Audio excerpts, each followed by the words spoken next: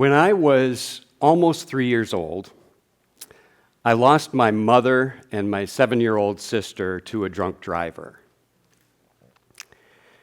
After the accident, my mother's parents, they swooped in, and my father, my brother, and I moved in with them.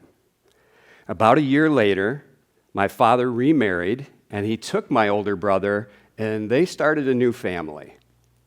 I remained with my grandparents, and they raised me.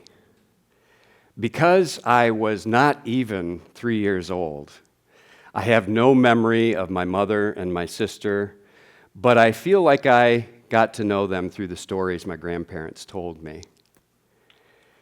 When I was 7 years old, I was introduced to what I've come to know is the power of magic. My grandparents gave me a magic set for Christmas, and Grandpa and I sat down on the floor, and we opened the box, and there right on top was the magician's oath. Always practice a trick before you show it to someone, and never reveal the secret. We also learned the magic word, Abracadabra. But we agreed I would not use that word because it's goofy. So then I began to learn the first 3 lessons of magic. These are the foundational lessons of magic, and they are appear, disappear, and restore. So first, you learn how to make something appear, like a coin from behind someone's ear. Then, the second lesson is disappear. You take the coin, you give it a shake, and it's gone. And the third lesson is restore. We'll take a piece of rope, and we'll give it a cut in the middle. And then, with a magical pass of my hand,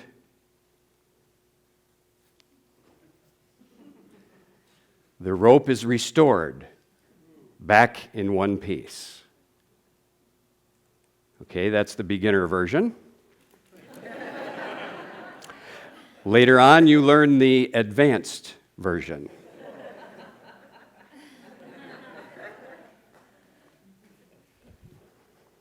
Now, I had no idea back in 1968 that these foundational lessons of magic would profoundly change my life and reveal to me principles that people can use to create positive lives.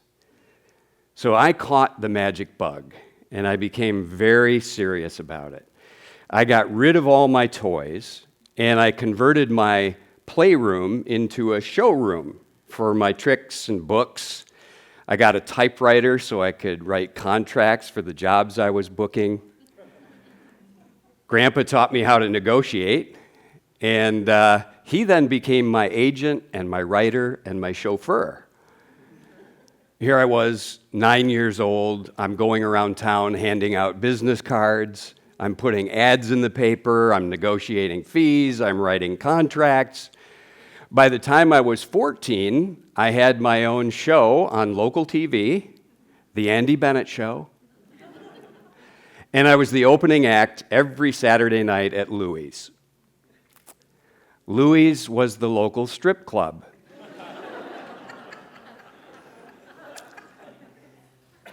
It's true. And Louis Jellikowski made sure that I never saw a woman, period. I got $95 for 15 minutes of magic, and in 1975, that was pretty good money. So during this time, Grandpa began to struggle with mental health issues. And when I was 16, 13 years after I'd lost my mother and sister, I lost Grandpa to suicide. It seemed as though people disappearing from my life was also one of the lessons I was learning. And my grandmother and I never talked about his suicide, but I was aware and I was very grateful that I still felt hopeful about life. I still had that flame of hope burning in my heart. Despite all that loss, my mother, my sister, my father, my grandfather, I still had a flame burning bright. And I didn't talk about his suicide for over 30 years, but its impact just reverberated through my mind and through my spirit that whole time. And I thought to myself, if my hero, who I thought had it all figured out, who epitomized success and happiness, if he would end it all, what does that say about life? And I began telling myself a story. I wasn't conscious of it. I began telling myself a story that life has no meaning. That day, the day of his suicide, set in motion this slow, unconscious descent into chronic, low-grade depression that's known as dysthymia, or persistent depressive disorder. I could function fine, I would go to work, I'd smile, but underneath the surface was a deep sadness. And eventually that flame of hope in my heart went out. And while I was struggling with the meaning of life, I also started to question the purpose of magic. And I thought to myself, if you could do real magic, wouldn't you do something significant?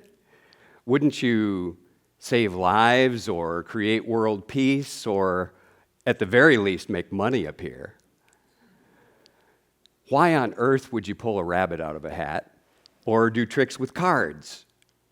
So I started studying the history of magic and magicians. And I learned that ancient magicians or ancient shamans, medicine women, medicine men, they would perform simple magic tricks to give people that experience of, wow. The shamans, the medicine women, medicine men, they were responsible for the spiritual health of the community. They were the healers.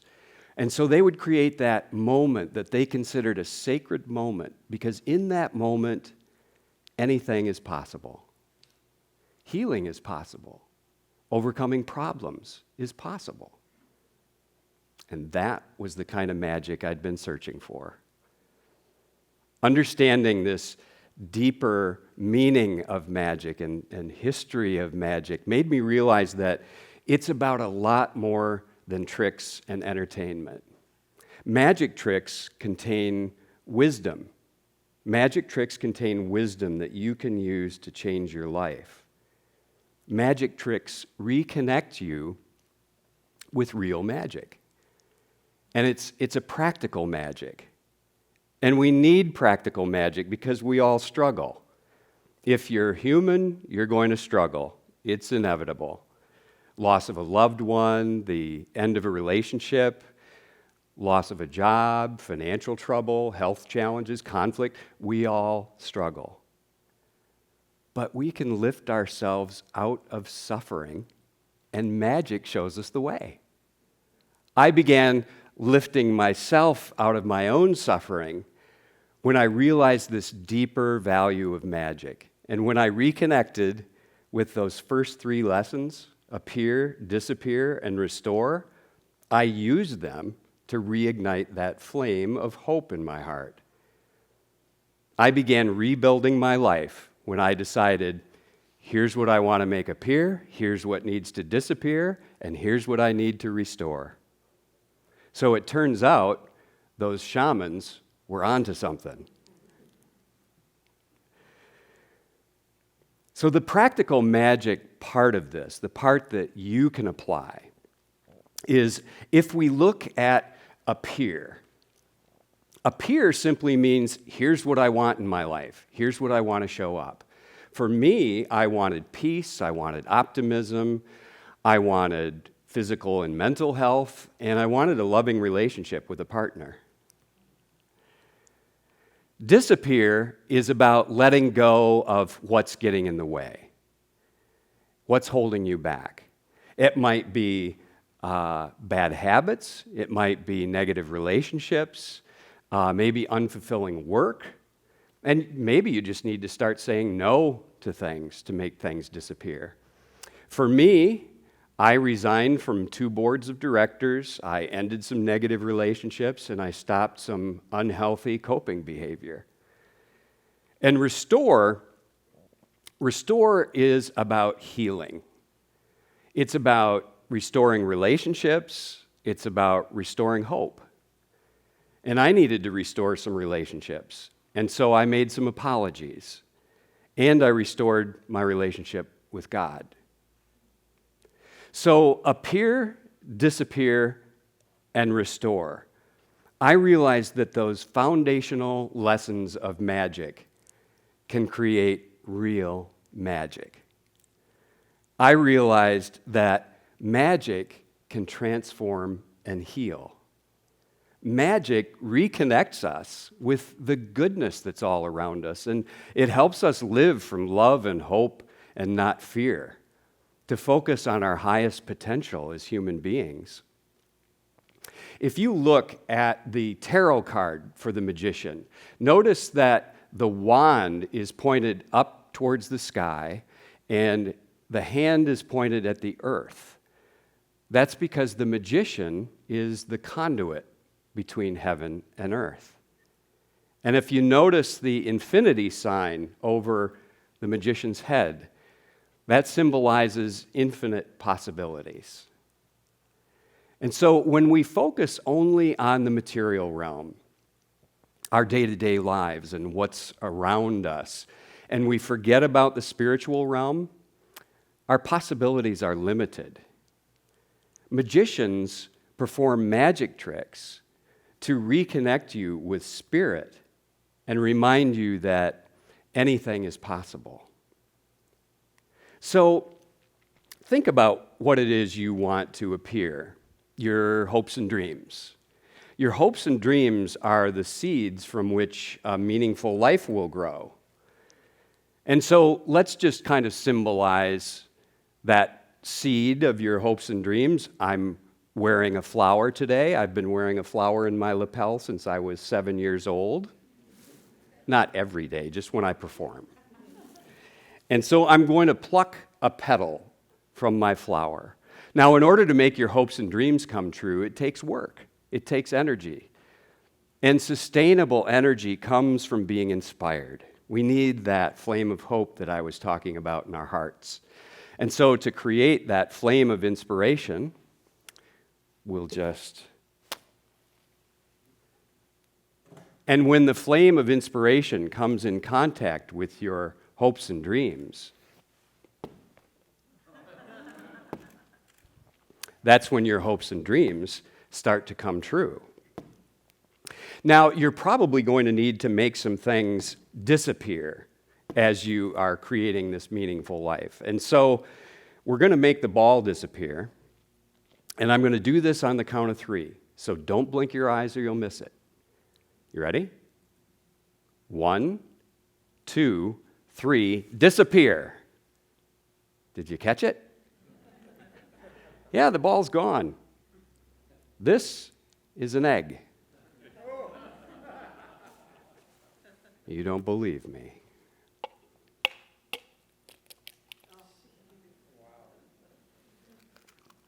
Now, obviously, it hasn't completely disappeared.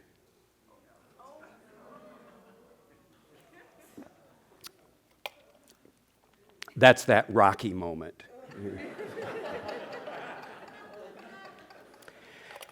Now, creating a meaningful life probably means you're going to need to restore some things. Maybe restore some relationships. Maybe restore your own hope about possibilities. So to just kind of symbolize restoration, I'm just going to break off a little piece of shell from the egg, and I'm going to get a clean glass. And now I invite you to direct positive energy towards the shell, healing energy. Imagine healthy, healing, restoring energy.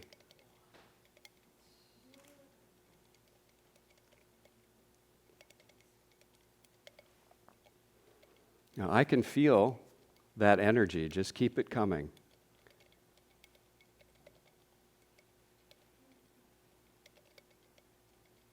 Do you see it? It's coming back.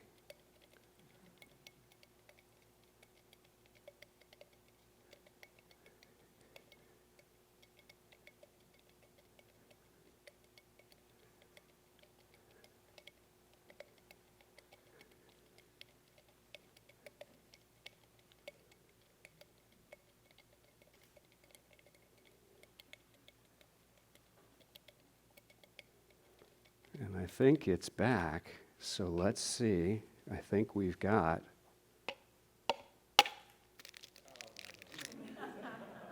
our egg.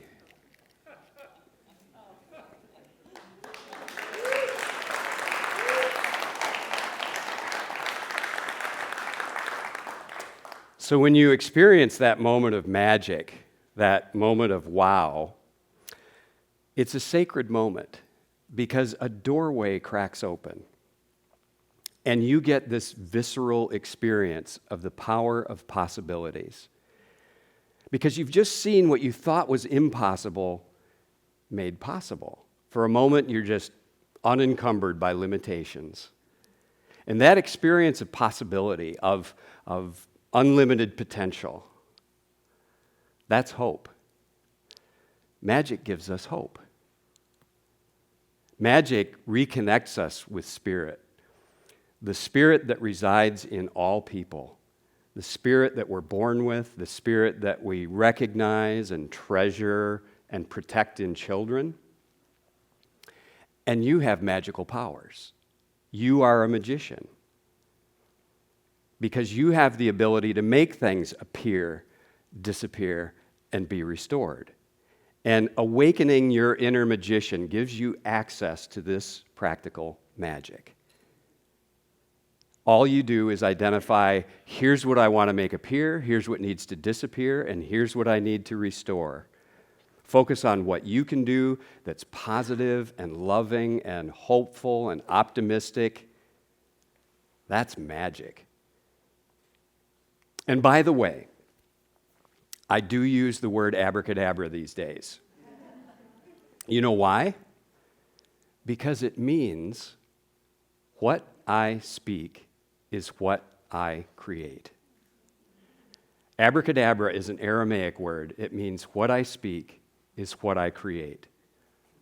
And isn't that true? What we focus on, what we think about, what we talk about has a tremendous influence on the life that shows up for us. And so abracadabra can be this beautiful, elegant tool when you're going down a rat hole, when you're getting influenced by all the negativity around us. All you have to do is say abracadabra. It's a reminder that what I speak is what I create, what I focus on. Just say abracadabra and bring your thoughts back to the kind of world that you're creating for yourself and for all of us. So, what are you going to make appear, disappear, and restore? Because anything is possible. Abracadabra.